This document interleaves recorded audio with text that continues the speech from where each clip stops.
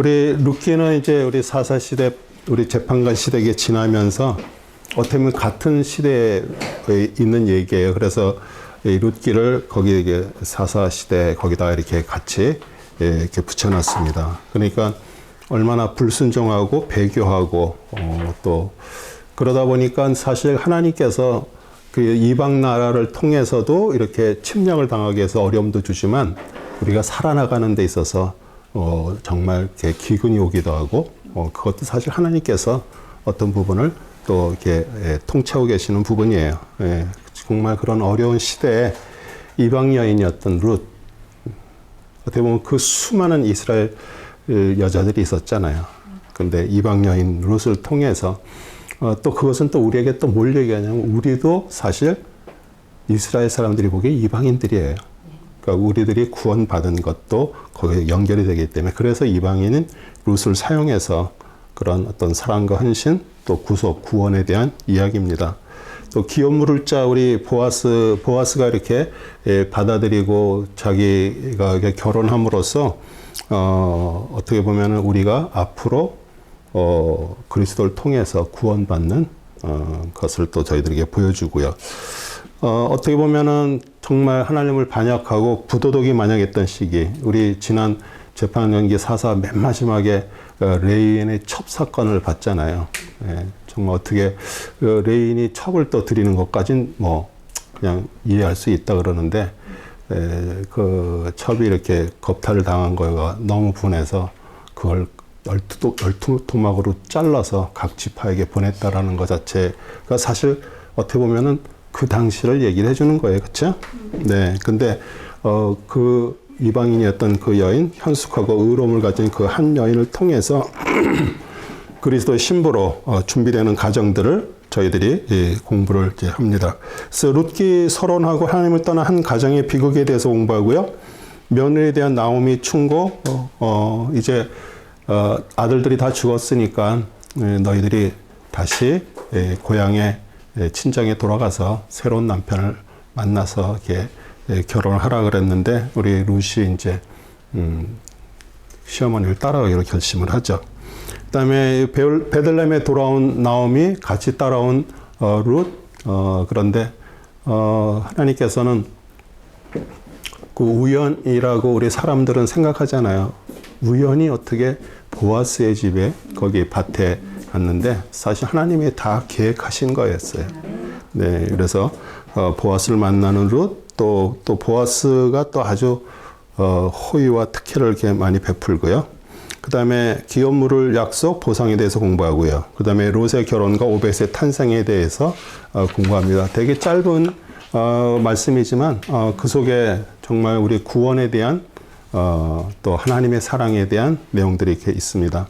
그래서 룻기 저자는 사무엘이라고 이렇게 학자들이 말합니다. 왜냐하면 거기에 이렇게 뭐 사무엘이 썼다 뭐 이런 얘기가 없죠. 다른 어떤 또 이렇게 성경에는 또 이렇게 저자들이 이렇게 있잖아요. 그래서 이제 유대교 탈무드, 바벨론 탈무드에도 사무엘이 그의 책, 그 다음에 사사기 룻기를 썼다라고 이렇게 말했습니다. 그리고 룻기 마지막에 보면 다윗에 대해서 이렇게 언급을 하잖아요. 오벳이 다윗의 할아버지잖아요. 그렇죠? 그래서 앞으로 새로운 왕이 다윗 왕이 될 것을 내다보면서 예언적으로 우리 사무엘이 기록을 또 했습니다. 그래서 이스라엘 백성의 불순종과 배교의 표적인 기근으로 시작을 해서 모압에 살던 한 가정에 모압으로 이제 가정에 이제 이사를 갔죠. 진짜 베들레헴이 떡집인데 하나님께서 기근을 보내셔서 떡이 없어서 우리 안수 집사님 글 쓴 것처럼 그래서 모압으로 가게 됐는데 거기에서 우리 두 아들이 죽고요. 또 그럼 통해서 이제 그 룻이 시어머니의 믿는 하나님을 믿고 따라가겠다. 분명히 그게 엄청난 고통과 고생이 있을 거 알면서도요. 어떻게 보면 여기서도 우리 에스더 신앙처럼 죽으면 죽으리라 그런 믿음으로 따라간 거죠. 그리고 순종을 했고요. 그 다음에 베들레헴에 들어와서 보아스의 밭에 이삭을 주어서 살다가 우리 보아스와 결혼을 하게 됐습니다. 그리고 우리 다윗의 할아버지 오벳을 낳고 또 예수 그리스도의 족보에 드는 이방 여인이 되었고요. 또 우리 보아스는 앞으로 오실 우리 그리스도를 예표하는 겁니다. 그래서 핵심 구정을 하나님은 떠난 한 가정의 비극, 룻기 1장 1절에서부터 6절입니다. 같이 읽겠습니다. 재판관들이 다스린 때에 그 땅에 기근이 들었더라. 베들레헴 유다의 어떤 사람이 자기 아내와 두 아들과 더불어 모압 땅에 기거하러 갔는데 그 사람의 이름은 엘리멜렉이요 그의 아내의 이름은 나옴이며 베들레헴 유다의 에브라인들은 두 아들의 이름은 말론과 킬리온이었더라. 그들이 모압 땅으로 들어가 거기서 계속 거하더니 나오미의 남편 엘리멜렉이 죽고 그녀와 두 아들이 남았는데 그들이 모압 여인을 아내로 삼았으니 하나 이름은 오르파요 또 하나 이름은 룻이더라. 그들이 약 10년을 거기서 거하였더라. 말론과 킬리온이 둘 다 죽고 그 여인은 그녀의 두 아들과 그녀의 남편 뒤에 남았더라. 그녀가 두 며느리 함께 일어나 모압 지방으로부터 돌아오라 하였으니 이는 주께서 어떻게 그분의 백성을 찾아보시어 그들에게 양식을 주셨는지를 그녀가 모압 지방에서 들었음이라. 우리 재판관 시대, 우리 사사 시대 하나님 앞에 배도하자 이제 주의 나라를 통해서 침략을 당하게 하셨고 압박이 있었죠. 또 흉년이 이렇게 들게 됐습니다. 그래서 어떻게 보면 정말 비옥한 우리 베들레헴, 그래서 떡집이라는 그 이름의 뜻처럼 비옥한 곳이 이렇게 아주 기근이 들었어요. 그리고 엘리멜렉이라는 그래도 그 지역에서 그래도 꽤 유지가 되는 사람인데 이제 아내와 두 아들 데리고 이제 모압 땅으로 가서 이주해서 살게 되었습니다. 우리 엘리멜렉은 이름 자체가 멜렉이 들어간 왕이라는 이름이거든요. 하나님 나의 왕이시다. 우리 베들레헴 떡집에서 모압 땅으로 이주해 살다가 두 아들, 큰 아들이 말론이 병들다라는 그런 뜻이고요. 이름 자체가 킬리온은 수척해짐. 그래서 이름들도 좀 잘 지어야 될 것 같아요. 네. 근데 며느리 쪽에 큰 며느리가 오르파인데 완고함, 또 룻은 이제 우에, 그래서 이제 시어머니 나오미와 낳게 되었는데 이제 하나님의 징계가 풀려서 기근이 그쳤다는 소식을 듣고 고향으로 돌아갈 이제 결심을 이제 하게 됐습니다. 며느리에 대한 나오미의 충고가 이제 8절에서부터 13절인데 읽겠습니다. 그때 나오미가 그녀의 두 며느리에게 말하기를 가라. 너희는 각자 자기 어머니 집으로 돌아가라. 너희가 죽은 자들과 나를 대한 것 같이 주께서 너희를 상대하시기를 원하노라. 주께서 너희 각자가 자기 남편 집에서 평안함을 얻도록 허락하시기를 원하노라고 그녀가 며느리들에게 입맞추니 그들이 소리 높여 울더라. 그들이 나오미에게 말하기를 우리가 반드시 어머니와 함께 어머니 백성을 돌아가긴다 하니 나오미가 말하기를 내 딸들아 돌아가라. 어찌하여 너희가 나와 함께 가려 하느냐. 내 태에 아직도 아들들이 더 있어 너희 남편이 되겠느냐. 내 딸들아 돌이켜 너희 길을 가라. 나는 너무 늙어서 남편을 둘 수 없도다. 설령 내게 소망이 있어 오늘 밤에 남편을 두어 아들을 배웠다 하더라도 너희가 그들이 자랄 때까지 그들을 위하여 기다리겠느냐. 너희가 그들로 인한 남편 얻는 것을 그만두겠느냐? 아니라 내 딸들아 주의 손이 나를 치셨으므로 내가 너희로 인하여 마음이 심히 아프도다 하니 네. 어떻게 보면 정말 그 시어머니를 따라서 또 그 모압이라는 데서 사실 그들은 고향이잖아요.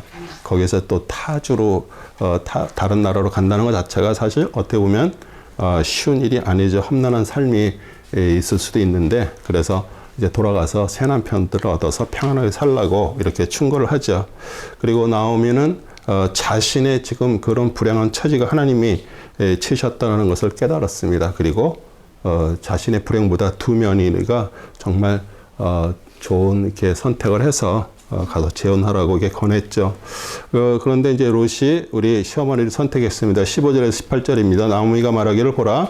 내 동서는 자기 백성과 자기 신들에게로 돌아갔느니라. 너도 내 동서를 따라 돌아가라 하니 롯이 말하기를 나로 어머니를 떠나라 하거나 어머니를 다른 곳에서 떠나 돌아가라고 강권하지 마소서. 어머니가 가시는 곳에 나도 가고 어머니가 유식하는 곳에 나도 유숙하리이다. 어머니의 백성이 내 백성이 되고 어머니 하나님이 내 하나님이 되시리이다. 어머니께 죽으시는 곳에서 나도 죽고 거기서 장사되리니 죽음 외에 그 무엇이 어머니와 나를 떼어놓는다면 주께서 내게 벌을 내리시고 더 내리시기를 원하나이다 하더라. 나오미는 그녀가 자기 함께 가려고 마음을 굳힌 것을 보고 그녀에게 말하기를 그치더라. 네. 우리 시어머니가 이렇게 계속 강권을 했는데 이제 그 오르파는 이제 자기 친정으로 갔음에도 우리 롯의 결심에 변함이 없는 것을 보고요. 계속 어머니라고 6번이나 얘기를 하면서 어떻게 보면 정말 효성과 애정이 가득한 여인이었어요. 그래서 시어머니 나오미에 대한 개인적인 사랑이 이제 하나님을 믿는 신앙으로 이렇게 승화된 것을 이렇게 고백을 보면은 이 하나님께서 룻을 그리스도의 조상이 되게 하시려는 그런 하나님의 놀라운 섭리가 그 안에 있는 거예요. 우리는 어떤 일들을 우리가 이렇게 당하고 어떤 일들을 보면서 왜 나에게 이런 일들이 생기지? 또 내가 뭘 잘못해서 이런 일들이 생겼나? 이렇게 막 우리 고민하고 걱정하죠. 또 그러면서 마음 아파하는데 어떤 때는 하나님이 어떤 계획 안에 있는 것이에요. 그게 시간이 지나야 알잖아요. 그렇죠? 그래서 우리는 정말 이렇게 오래 참는다라는 게 그렇게 중요한 거예요. 하나님 어떤 일을 하시려고 우리의 어떤 사건들을 허락하셨어.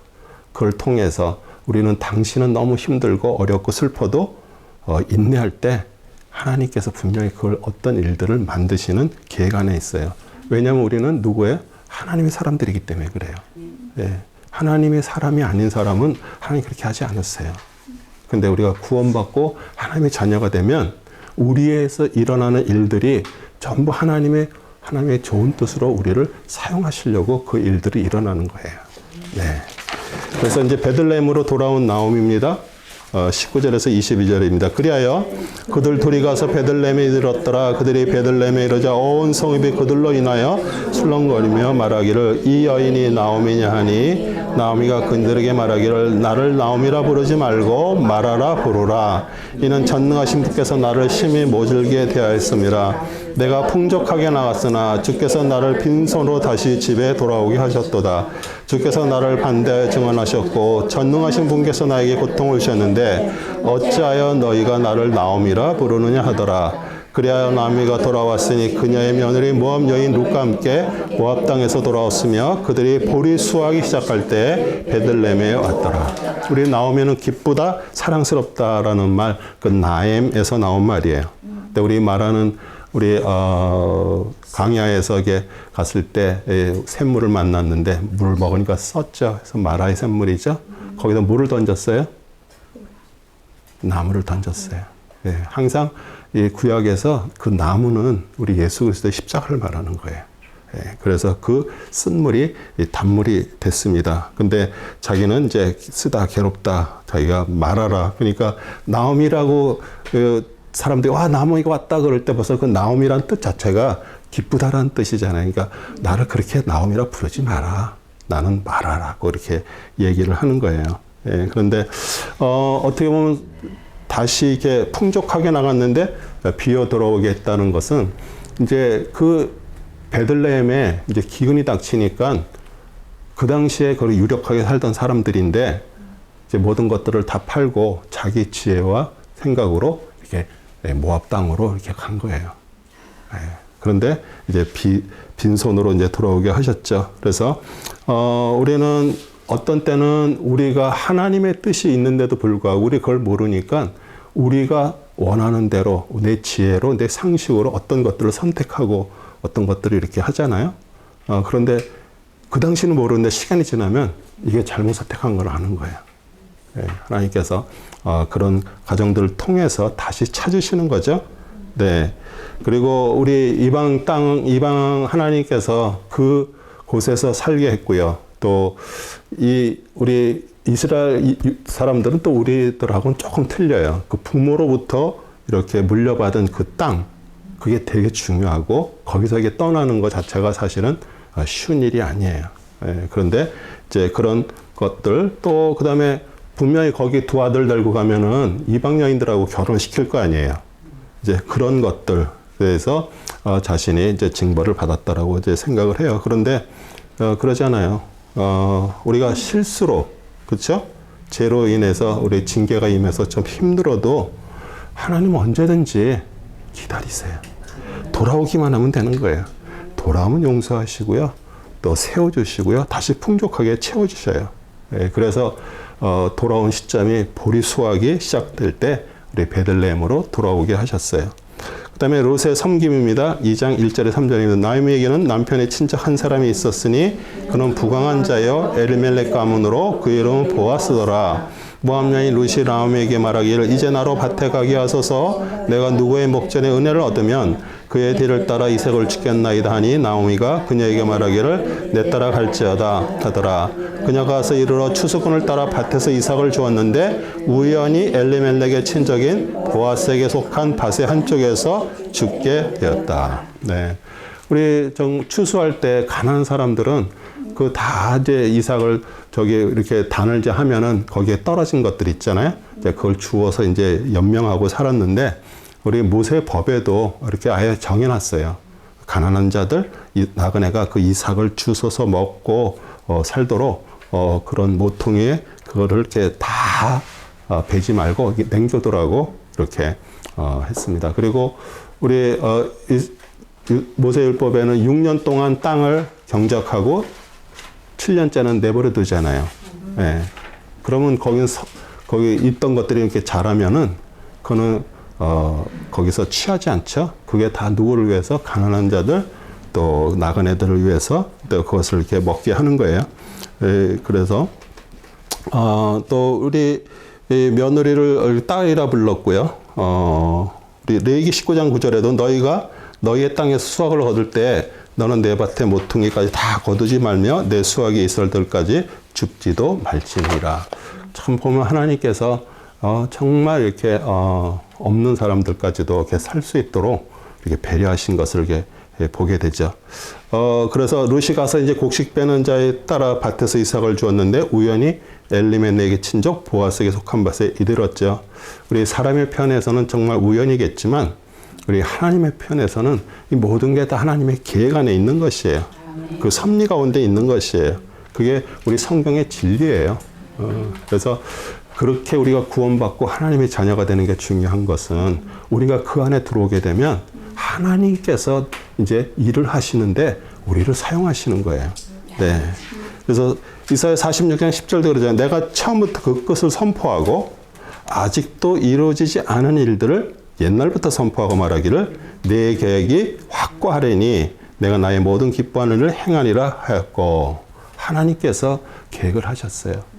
우리 여러분들도 정말 하나님께서 우리 이 세상에 태어나기 전부터 우리를 구속하시고 우리에게 하나님의 뜻들을 우리에게 주신 거 믿으세요? 네. 우리는 그 뜻이 우리가 살아있는 동안에 여기에서 그 뜻을 이루어야 돼요. 네. 그래야 주님 앞에 갔을 때 내가 너한테 어떤 것들을 이렇게 주었는데 네가 다 잃어버렸으면 우리가 가서 할 말이 없잖아요. 네. 그래서 우리는 하나님의 계획 안에 있는 사람들이에요. 그래서 하나님은 우리들에게 어떻게 보면은 정말 예전에 많이 잃어버렸던 것들이 있어요. 하나님을 모르기 때문에 내가 계획하고 내 생각대로 막 움직이다가 보니까 뭐 사업을 하다가 뭐 망할 수도 있고요. 또 여러 가지 어떤 것에서 우리의 부족한 것들, 연약한 것들, 잃어버린 것들을 하나님 안에 들어올 때 이제 하나님께서 이제 그것을 회복시켜 주시는 거예요. 우리는 다 지금 그 안에서 살고 있는 것들이죠. 그리고 하나님은 우연이 없습니다. 하나님의 계획 안에 있어요.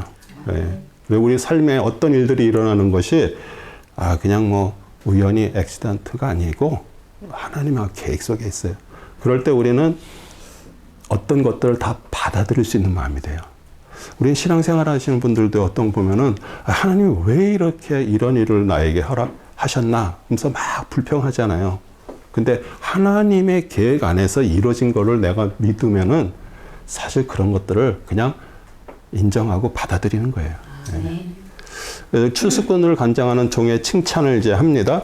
2장 5절에 10절입니다. 그때 보아스가 추수꾼을 간장하는 그의 종에게 말하기를 이 사람이 누구의 소녀냐 하니 추수꾼들을 간장하는 그 종이 대답하여 말하기를 모압 땅에서 나오미 함께 돌아온 모압 소녀이온데 그녀가 말하기를 내가 청하오니 나로 추수꾼을 따라 단사에서 이삭을 죽게 하소서 하였나이다. 그리하여 그녀가 집에서 잠시 쉰 것 말고는 와서 아침부터 지금까지 계속하였나이다 하더라. 그러자 보아스가 롯에게 말하기를 내 딸아 내가 듣지 아니하냐 이삭을 주우러 다른 곳으로 가지 말며 여기서 떠나지 말고 여기 내 소녀들 곁에 있으라. 그들이 곡식을 거두는 밭에 내 눈 들고 그들을 따라가라. 내가 청년들에게 너를 건드리지 못하도록 당부하지 아니하였느냐. 목이 마르거든 그릇으로 가서 청년들이 기러운 것을 마실지니라 하더라. 그러자 룻이 땅에 엎드려 절하고 그에게 말하기를 나는 타국인인데 어찌하여 내가 당신의 눈에 은혜를 얻으며 당신께서 나를 알아주시나이가 하니. 네, 우리 보아스라는 이름은 이제 앞으로 이제 세워질 솔로몬 성전에서 보아스와 야긴이란 두 기둥이 이렇게 있잖아요. 그래서 그 보아스는 그에게 능력이 있다는 뜻이에요. 그래서 하나님을 경외하는 자였고요. 또 그 밭에서 일하는 자도 그랬고요. 우리 보아스는 누구의 아들이에요? 라합. 예. 우리 여리고성의 기생 라합의 아들이에요. 그 두 명의 그 정탐꾼 중에 한 명인 살몬과 결혼해서 우리 마태복음 1장 5절에 그러잖아요. 살몬은 라합에게서 보아스를 낳고 보아스는 룰렉에서 오벳을 낳고 오벳은 이새를 낳고. 예. 그래서 여기서 집에 간 것이라고 이렇게 표현됐지만 집에 간 것이 아니고 우리 추수할 때 보면 옆에 이렇게 움막 같은 거, 오두막 같은 거를 만들어서 이제 너무 덥고 그러면 거기 가서 잠깐 쉬었다가 이게 오게 하는 거예요. 예. 그래서 열심히 이제 일을 했고요. 우리 딸이라고 이렇게 불렀어요. 우리 보아스는 이 나이가 이 롯보다 거의 20년이나 더 많은 사람이에요. 네. 그래서 그 나이가 많이 있었고요. 그래도 벌써 롯의 행실에 대해서 이렇게 다 들었어요. 그래서 그 호의를 이제 베풀었고요. 그다음에 남자 추수꾼들이 그녀의 아름다움을 보고 악한 마음 품지 않도록 이제 이렇게 다 얘기를 하는 거예요. 그리고 물도 와서 마시라 그러고요. 또 우리 롯은 자신이 타국인 이방인임을 이렇게 얘기하면서 겸손했습니다. 그래서 이제 또 보아스가 이제 계속 호의를 베풉니다. 룻기 2장 11절 14절입니다. 보아스가 대답하여 그녀에게 말하기를 내 남편이 죽은 뒤로 내가 시어머니에게 행한 모든 것과 어떻게 내가 내 아버지와 어머니와 태어난 땅을 떠나 내가 전에 알지 못하였던 백성에로 왔는지 내게 온전히 알려졌느니라. 주께서 너의 행한 일을 갚아주시고 이스라엘 주 하나님께서 그분의 날개 아래 의뢰하러 너에게 온전히 보상해 주기를 원하더라. 그러자 그녀가 말하기를 내 주여 나로 당신의 목전에 은총을 얻게 하소서. 나는 당신의 몽좀들 중 하나와도 같지 않으나 당신께서 나를 위로하시고 당신의 여종에게 친절하게 말씀하셨나이다 하더라. 보아스가 그녀에게 말하기를 식사 때는 이리 와서 빵을 먹고 네 조각을 초에 찍으라 하므로 룻이 추수꾼 곁에 앉으시니 그가 그녀에게 볶은 곡식을 건네주자 그녀가 배불리 먹고 남겨두었더라. 우리 보아스는 롯에 대해서 이렇게 얘기를 이렇게 들었겠죠. 이제 잘 알고 있습니다. 또 이게 뭐 동네가 뭐 큰 데가 아니니까 벌써 누가 저기 하면 벌써 이렇게 소문들이 이게 다 나잖아요. 그렇죠? 병아리가 어미를 보호를 받기 위해 날개 아래 들어온 것처럼 우리 하나님의 날개 아래 이렇게 들어온 롯을 보호해 주시기를 이렇게 원한다고 얘기를 합니다. 그리고 어떻게 보면은 룻의 입장에서 볼 때는 이 보아스가 정말 대단한 사람이잖아요. 유지고 그런데 자기에게 이렇게 참 많은 호의를 베푸니까 너무 감사하잖아요. 빵에 초를 찍어 먹으라 그러는데 그 초는 우리 포도주를 이렇게 상온에 놔두면은 신맛이 들면서 이제 식초로 바뀌는 거예요. 그래서 빵을 거의 식초 신포도주에 이렇게 찍어서 먹는 거예요. 그러면 이제 사람들에게 일하는 사람들에게 활력과 생기를 주죠. 우리 성찬식에서 우리 예수님의 십자가에서 죽으심을 우리가 이렇게 기념하면서 우리가 빵과 포도주 잔을 이렇게 먹고 마시잖아요. 예. 근데 우리 보아스가 주는 그 빵과 그 식초 신포도주를 이렇게 씻고 먹고 이제 어떻게 보아스의 신부가 되는 거. 그거는 이제 앞으로 오실 우리 그리스도에 대해서 십자가에서 죽으심을 우리는 그것을 정말 먹고 마심으로 해서 그 몸과 피가 우리 안에서 하나가 된 것처럼 그래서 우리는 어떻게 되는 거예요? 그리스도의 신부가 되는 것이에요. 네. 네, 그것을 이렇게 벌써 예표할 수 하는 말씀들이에요.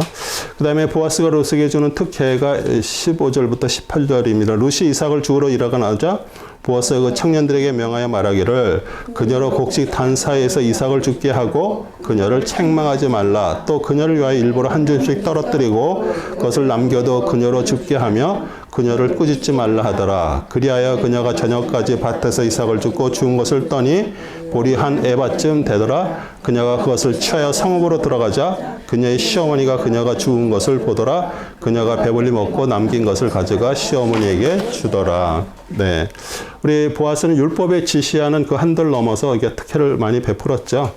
네, 그래서 원래는 이제 그 곡식 빼는 자 뒤를 따라가야 되는데 이게 그 이삭 있는 그 단에서 가서도 이게 죽게 했어요.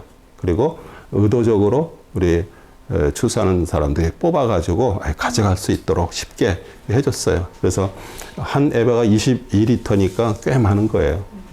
그래서 그런 호의들을 이렇게 베풀었습니다. 그리고 이제 룻기 19장에서 21절, 이제 보아스는 친족이고 기업 물을 자예요. 우리 시어머니가 이제 알죠? 그러자 그녀의 시어머니가 그에게 말하기를 내가 어디서 이삭을 주었느냐? 어디서 내가 일하였느냐? 너를 알아준 자는 복을 받을지어다 하니 룻이 그녀의 시어머니가 그에게 함께 일한 그 사람을 알려주며 말하기를 오늘 내가 함께 일한 사람의 이름은 보아스니이다 하더라. 나오미가 그녀의 며느리에게 말하기를 산자와 죽은 자에게서 그의 친절을 거두지 아니한 그 사람이 주로부터 복받기를 원하노 하고 또 나오미가 그녀에게 말하기를 그 사람은 우리에게 가까운 친족이며 우리의 다음 친족 중 하나니라 하더라. 모압 여인 룻이 말하기를 그가 내게 또 말씀하시기를 너는 그들이 내 모든 추수를 마칠 때까지 내 청년들 곁에 붙으라 하시더라. 우리 산자와 죽은 자가 이렇게 나와요. 어떻게 보면 나오미는 그냥 이렇게 말을 했지만 우리 예수 그리스도는요 산자와 죽은 자의 모든 것을 주관하시는 분이에요. 우리가 살아있다고 살아있는 게 아니잖아요. 그렇죠? 우리는 살아있어도 영으로 죽은 사람이 됐고요. 내가 죽었다라고 각인하고 그 인정하는 자를 주님은 살려주시는 분이세요. 네, 그래서 우리 그리스도께서 산자와 죽은 자의 모든 주인이 되시는 것을 오늘 이렇게 또 나오미를 통해서 이렇게 얘기를 하고요. 보아스는 나오미가 말한 대로 은혜를 베푸기를 좋아하는 사람입니다. 그리고 가까운 친족이에요. 또 기업 물을 자, 원어 고엘은 이제 가난한 자에게 팔린 기업을 그 사람들이 그걸 할 수가 없잖아요. 그걸 대신 회복시켜주는 자고요. 우리는 다 사단에게 다 팔린 자들이었어요. 우리를 그리스도께서 피의 값으로 우리를 사셨어요. 네, 우리의 기업을 물을 부는 그리스도입니다. 보리 추수, 모교절 때, 밀추수, 맥추절 때, 그러니까 한 2달간의 이게 추수 기간 동안에 열심히 이제 가서 이삭을 주워가지고 시어머니 나오미와 같이 이렇게 먹고 지냈습니다. 레위기 25장 25절에 보면 만일 내 형제가 가난하게 되어 자기 소유의 얼마를 팔았는데 그의 친족 중에 누가 그것을 다시 사려고 오면 그때는 그의 형제가 판 것을 다시 살지니라. 그래서 우리 친족 기업 물을 자에 대한 말씀드리고요. 근데 이제 우리 나오미는 그 모압 땅에서 떠날 때부터도 왜냐면 어리잖아요. 정말 그렇게 그냥 과부로 늙을 수가 없잖아요. 그래서 결혼을 시켜야 되겠다 그런 마음을 갖고 있었습니다. 그래서 이제 3장 1절에서 5절입니다. 그 후 그녀의 시어머니 나오미가 그녀에게 말하기를 내 딸아 내가 너를 위하여 안식을 구하지 아니하랴 그것이 내게 좋은 것이니라. 이제 내가 함께하였던 여종들을 둔 우리의 친족 보아스가 있지 아니하냐? 보라 그가 오늘 밤 타작마당에서 보리를 키질하느니라. 그러므로 너는 목욕을 하고 기름을 바르고 옷을 입고 타작마당으로 내려가서 그가 먹고 마시기를 다하기까지 그 사람이 너를 보지 못하게 하고 그가 누울 때 너는 그가 눕는 것을 알았다가 너도 들어가서 그의 발치를 들추고 누우라. 그리하면 내가 어찌해야 안 되는지를 그가 내게 말하리라 하자. 룻이 그녀에게 말하기를 어머니께서 내게 말씀하신 모든 것을 내가 행하리라 하더라. 네. 우리 나오미는 그 보아스가 우리 룻에게 이렇게 각별한 호의를 베푼 것을 알고 우리 며느리 룻이 정말 안식을 얻을 것이 뭐예요? 결혼시키는 거잖아요. 그렇죠? 네, 행복과 그 안식한 것을 시킬 생각을 하고 있었어요. 정말 어떻게 보면은 진짜 며느리를 사랑하는 시어머니의 모습이죠. 네, 그리고 이제 친족 보아스에게 조용히 나가서 이제 하는 것을 요청하도록 이제 암시하고 상세히 이제 그것을 어떻게 네가 해야 될 것을 가르쳐 주었습니다. 그래서 이제 그 보아스가 이제 약속을 합니다. 7장 3절 7절 3장 7절에서 13절입니다. 보아스가 먹고 마시고 그의 마음이 즐거울 때 그가 가서 곡식더미 끝에 눕자 그녀가 가만히 가서 그의 발치를 두추고 누웠더라. 한밤중에 그 사람이 무서워하여 몸을 일으키니 보라 한 여자가 그의 발치에 누워 있는지라. 그가 말하기를 내가 누구냐 하니 그녀가 말하기를 나는 당신의 여정 루시오니 당신의 옷자락으로 당신의 여정을 덮으소서. 당신은 가까운 친척이니다 하자. 그가 말하기를 내 딸아 내가 주로부터 복받기를 원하노라. 이는 내가 가난하든지 부유하든지 간에 청년들을 따르지 아니하였으니 내가 처음보다 나중에 더 큰 주처를 베풀었도다. 내 딸들아 이제 두려워 말라. 내가 원하는 대로 내가 내게 다 행하리라. 이는 내 백성의 모든 성읍이 내가 현숙한 여인임을 알기 때문이라. 또 이제 내가 너의 가까운 친척인 것은 사실이나 나보다 더 가까운 친척이 있느니라. 이 밤을 머물러라. 아침에 만일 그가 내게 친척의 목을 이행하겠다 하면 그로 친척의 목을 행하게 하라. 그러나 만일 그가 친척의 목을 내게 행하지 아니하면 주께서 살아계시는 한 내가 내게 친척의 목을 행하리라. 아침까지 누울지라 하더라. 우리 타작을 하게 되면은 그 타작한 낫가리를 우리 시골에서 살던 분들은 알잖아요. 들에다가 이렇게 크게 쌓아 놓습니다. 그런데 한국에도 밤에 와서 그거를 이렇게 차를 가져와서 그걸 막 훔쳐가는 사람들이 있어요. 예. 근데 이제 여기에도 그러니까 이제 주인이나 또 어떤 그런 아주 그 추수를 관장하는 종이 이제 그걸 지키는 거예요, 밤에. 예. 근데 이제 보아스가 이제 그것을 지키고 있었어요. 어떻게 보면 밤에 찾아가서 이렇게 하는 것이 이렇게 부도덕하게 이렇게 어쩌면 보일 수도 있겠죠. 그런데 그 율법에 가부가 새로운 결혼 상대자에게 그렇게 적극적인 의사를 나타내도록 했어요. 그래서 사실 가부도 나이가 드는 게 아니고 젊다면은 결혼할 수 있으면 결혼해야 되잖아요. 그렇죠? 네. 그래서 룻은 보아스에게 자신이 보아스 여정이라고 점선히 말하고 찾아온 목적을 얘기하잖아요. 그 기업 물을 자 되기를 요청했어요. 왜냐하면 그 옷자락으로 덮는다라는 것은 자기를 아내로 삼아 달라 그러는 게 부탁을 하는 것이에요. 예. 그랬더니 이제 우리 자기보다 더 가까운 친족이 있다고 얘기를 하면서 그 사람이 그걸 의무를 안 하면 자기가 하겠다 그렇게 약속을 하는 거예요. 그러면서 이제 거기에 대한 선물을 주는 거죠. 3장 14절 18절입니다. 그녀가 이른 아침까지 그의 발치에 누웠다가 사람이 서로 알아볼 수 있기 전에 일어나자 그가 말하기를 여자가 타작마당에 들어온 것이 알려지지 않도록 해야 되리라 하고 또 그가 말하기를 내가 걸치고 있는 너울을 가져다가 잡으라 하더라. 그녀가 그것을 잡자 그가 볼이 6대를 되어서 지게 하니 그녀가 성읍으로 들어가더라. 또 룻이 말하기를 그가 이 볼이 6대를 내게 주며 말하기를 내 시어머니에게 빈손으로 가지 말라 하더이다 하더라. 그러자 시어머니는 말하기를 내 딸아 이 일이 어떻게 될지 내가 알 때까지 가만히 앉아 있으라. 그 사람이 오늘 그 일을 끝내기까지는 쉬지 아니할 것이라 하더라. 네. 우리 보아스는 룻에게 자기가 이제 그 기업물을 친척의 책임을 하겠다고 맹세하고요. 이제 선물로 이렇게 보리 6대를 이렇게 주었습니다. 그리고 아침부터 이제 막 바쁘게 이제 움직였어요. 분명히 하나님은 이 나오미에게 그 룻을 통해서 하나님의 일들을 이제 하시는 거죠. 그리고 우리 보아스는 그리스도의 예표고요. 하나님은 항상 우리 그리스도를 믿고요 순종하는 자 현세뿐만 아니라 내세의 복을 예비하셨어요. 그리고 그의 뜻대로 살고자 하는 자를 결코 버리지 않으십니다. 그리고 은혜와 복을 주시고요. 우리의 삶 속에서도 정말 그런 가정 속에서 하나님으로부터 정말 보상, 선물 받는 하나님의 사람들이 됩니다. 룻이 받은 보상이죠. 4장 1절에서 5절에 그 보아스가 성문에 올라가서 거기 앉았는데 보라 보아스가 말한 그 친척이 지나가는지라 보아스가 그에게 말하길 어이 아무개여 돌이켜서 이제 앉으라 하니 그가 돌이켜서 앉더라. 그가 성금의 장로들 중 10명을 청하여 말하기를 당신은 여기 앉으소서 하니 그들이 앉더라.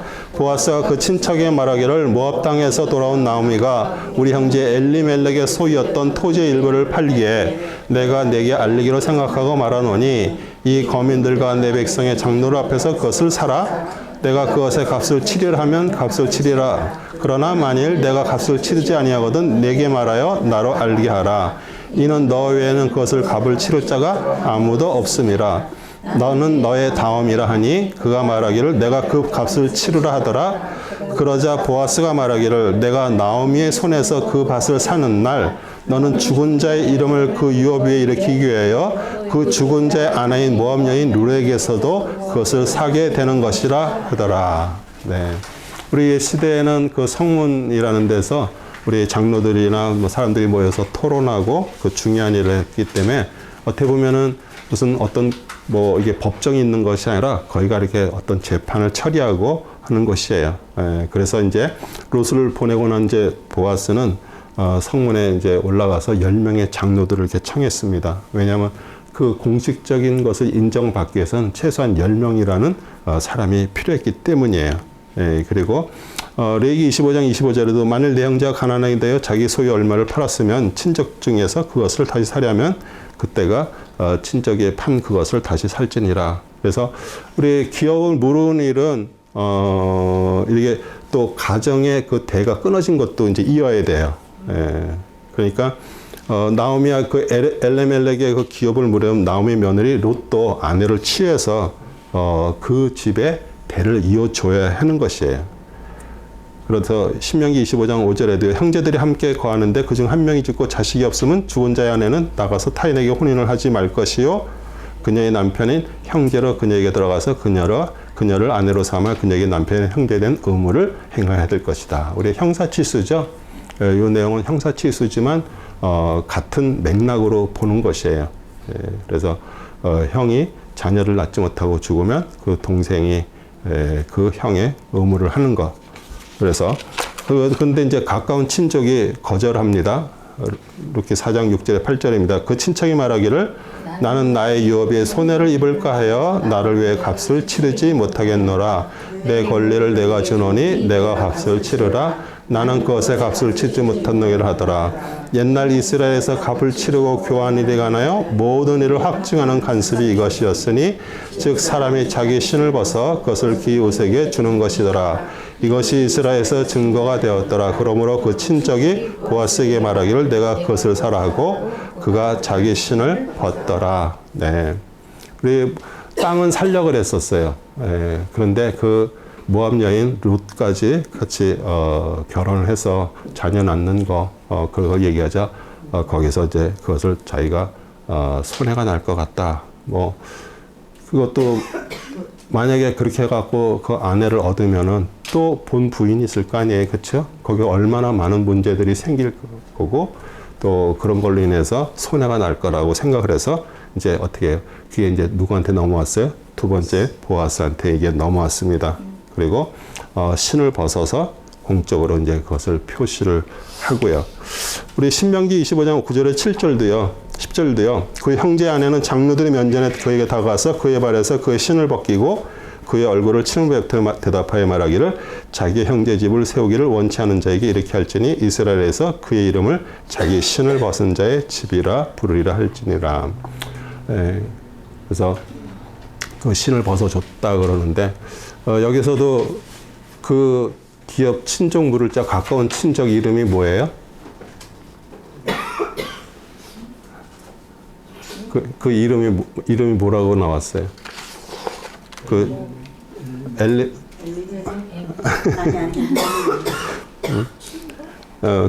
그 보아스가 말하는 그 친척이 지나가는지라 보아스 그에게 말하기를 이름을 불러야 되는데 어이 아무개요 그러잖아요. 아무개.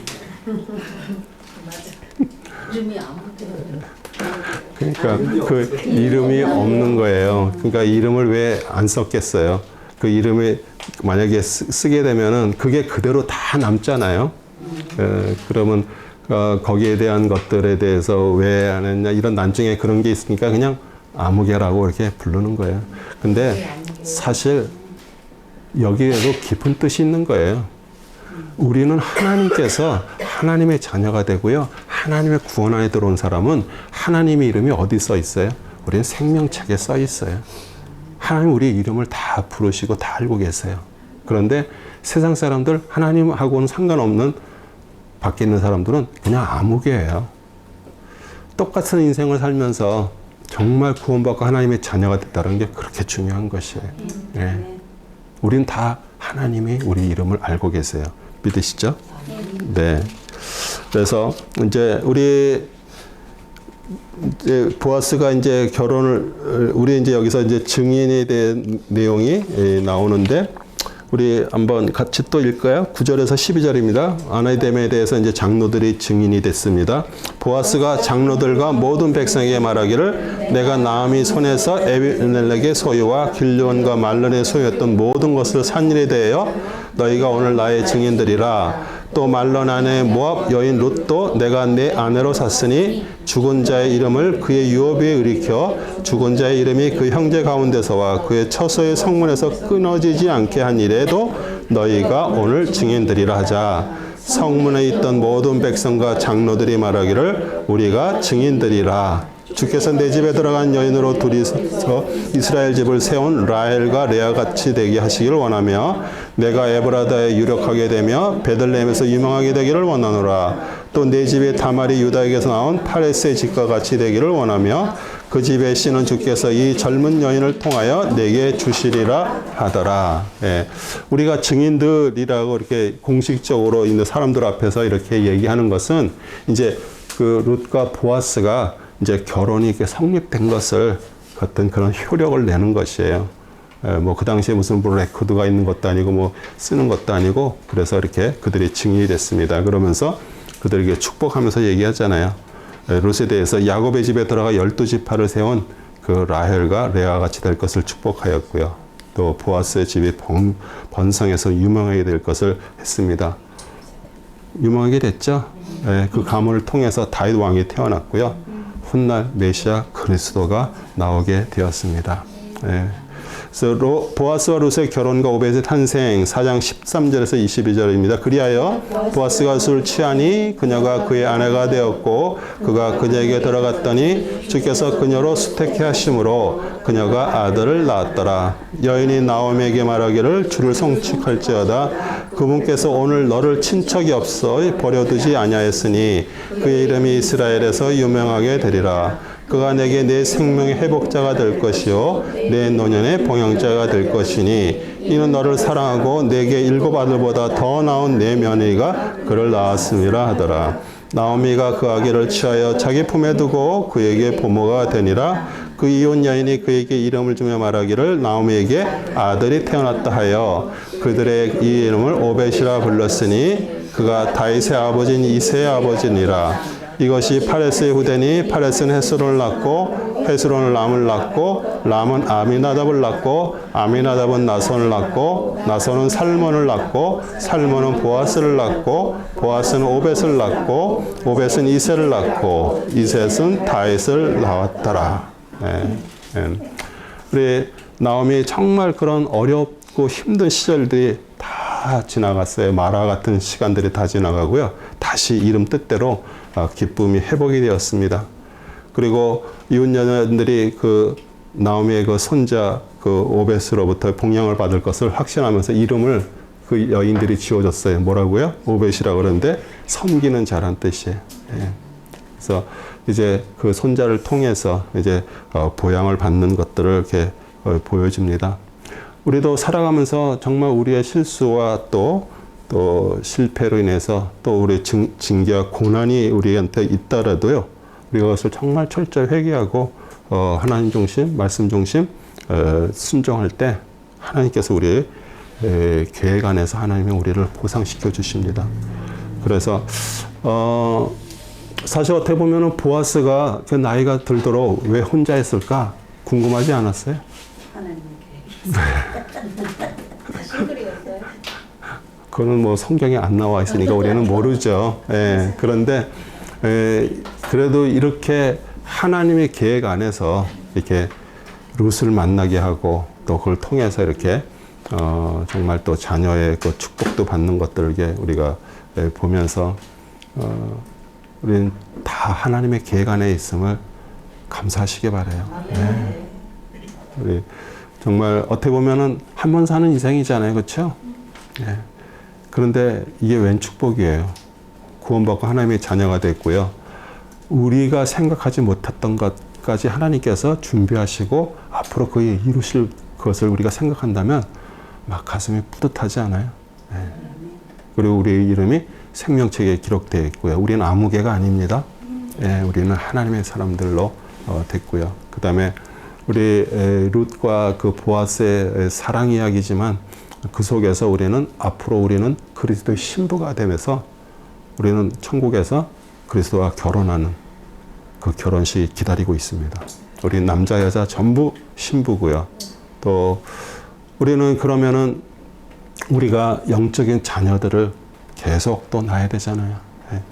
또 내 삶을 통해서 그것이 보여지고 그것이 전도가 되고 또 우리는 순결한 어떻게 보면은 그 결혼식이 있는데 우리 결혼식의 신부가 왜 웨딩드레스 입고 그 모든 것들을 그렇게 할까요? 그 순결을 우리가 이렇게 나타내는 것처럼 겉으로 순결뿐만 아니라 우리의 마음까지도 순결하게 점점 그리스도를 통해서 거룩한 삶으로 점점 이렇게 갈 때 우리 마지막 결혼식이 거기서 기다리고 있잖아요. 네, 분명히 그 일들을 이루시고요. 우리 히브리 11장 6절도요. 그러나 믿음이 없이는 하나님을 기쁘시게 할 수 없나니 하나님께 나아가자는 그분이 존재하시는 것과 그분이 자기를 열심히 찾는 자들에게 뭐하는 분? 보상하시는 분임을 마땅히 믿으니라. 그래서 그렇게 믿음이 중요한 거예요. 근데 믿음은 눈에 보이지 않잖아요. 어떤 사건들, 어떤 것들이 지금 이게 일어났는데 우리가 믿음으로 그것을 보지 않으면요. 우리는 자꾸 절망하고요. 왜 또 이런 일들이? 또 이런 걸 통해서 자꾸 또 이렇게 사는 게 왜 이렇게 힘들지? 이렇게 생각하잖아요. 그런데 그 믿음을 우리가 받으면은 그래. 이것도 하나님께서 어떻게 이루실 것이라는 그런 것들을 우리가 깨닫게 되는 것이에요. 네. 우리 다음 주에는 우리 사무엘상 1장에서 10장까지 읽어주시고요. 우리 일면책도 54페이지에서 259페이지 읽어주시고요.